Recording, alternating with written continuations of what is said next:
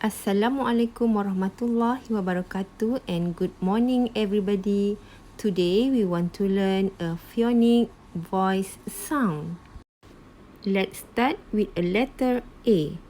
A. The sound is A. A. Apple.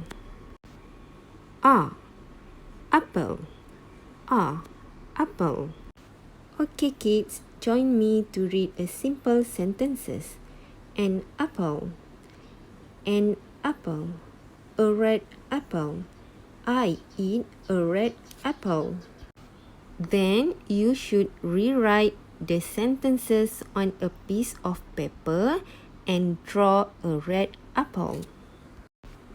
Okay kids, enjoy your reading and have a nice day. Assalamualaikum warahmatullahi wabarakatuh. Bye.